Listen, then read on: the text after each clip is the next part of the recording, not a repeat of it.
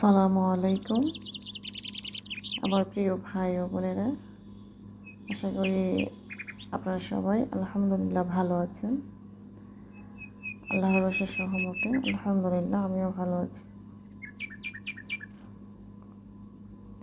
গতকাল যেহেতু শবে বরাত গেছে, সেই জায়গা থেকে আমি কোনোরকম ভিডিও ধারণ করতে পারি নাই। তো আজকে আমি ছাদে আসছি, একটু গাছে পানি দিব। তো এখানে কিছু শাক ছিল, কলমি শাক, এগুলো উঠালাম। আলহামদুলিল্লাহ অনেকগুলো শাক হয়েছে, মাশাআল্লাহ। তো আপনাদের সাথে শেয়ার করার মতো তেমন কোনো ভিডিও আমার ছিল না, মানে আমি করতে পারি নাই।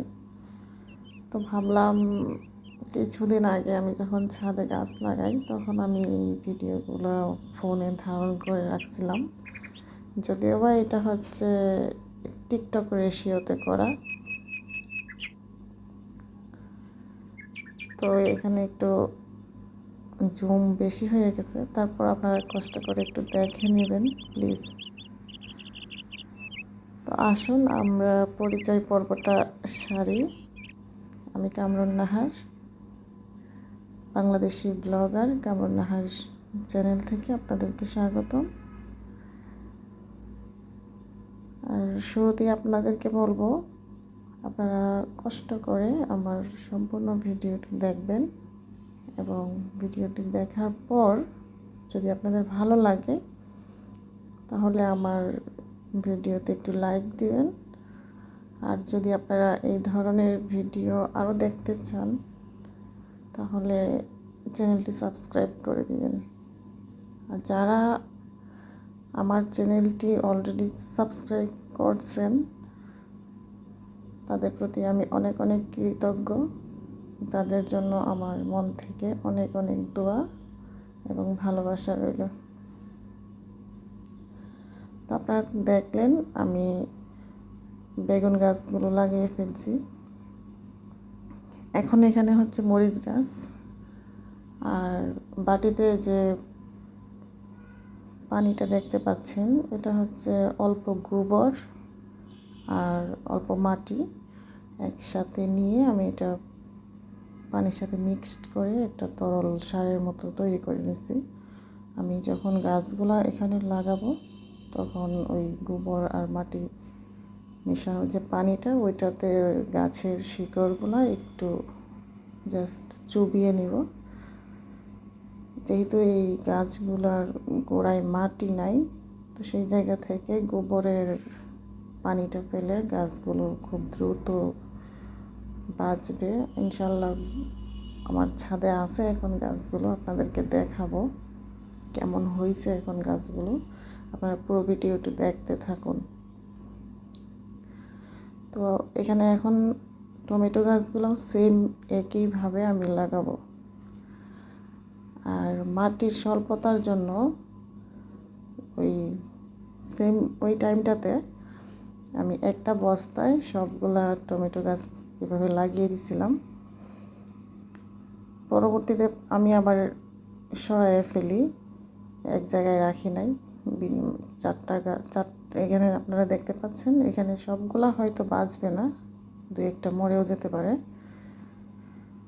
পরবর্তীতে আমি এগুলো আবার আলাদা আলাদা টবে আমি রোপণ করছি, আপনাদেরকে দেখাবো।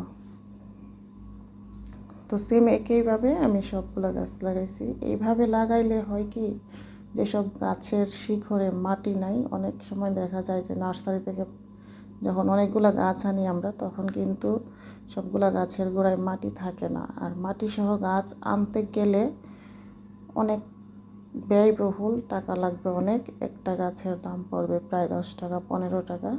আর আমার এখানে সবগুলো গাছ মিলিয়ে আমি 50 টাকার গাছ কিনছি। তো আমি মনে করি এটাই সাশ্রয়। তারপর ওই যে গোবর আর মাটি মেশানো যে পানিটা ছিল, ওইটা আমি আবার বালতির পানিতে মিক্সড করে ফেলি। অনেকটা পানি ছিল বালতিতে, প্রায় 10 লিটারের মতো। তো ওই পানির সাথে ওইটা মিক্সড করে প্রত্যেকটা গাছের গোড়ায় গোড়ায় আমি দিয়ে দিচ্ছি। গোবরটা আমার অপচয় হলো না, পানির সাথে মিশিয়ে গাছের গোড়ায় দিয়ে দিলে গাছ আরও ভালো শক্তি পাবে।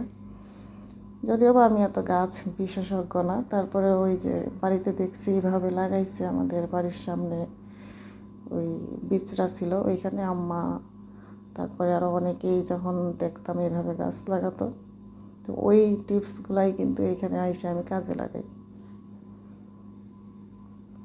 তো গাছ তো লাগানো শেষ, আমি আপনাদেরকে দেখাবো আমার এখন গাছগুলো কেমন হয়েছে। আর এই যে এইদিকে লাউ শাক, মোটামুটি এখন তো প্রায় সিজন শেষ, গাছ একদম মরে গেছে, তারপরেও শাক খাইতে পারতেছি আলহামদুলিল্লাহ। এখন আরও হয়েছে, এগুলা যখন ওঠাবো আপনাদের সাথে অবশ্যই শেয়ার করব কিভাবে রান্না করব। তারপর হচ্ছে এই যে ওই লাউ গাছ থেকে লাউ খাইছি, আপনাদেরকে দেখাইছি, আপনারা দেখছেন কিনা জানি না, আমার চ্যানেলে ভিডিও দেওয়া আছে, এখান থেকে আমি লাউ উঠাইছি। তো আমি ছাদে পানি দিতে আসছিলাম মূলত, তখন শাকগুলোও কেটে নিছি। আর এই যে এখানে দেখুন আমার বটবটির গাছ,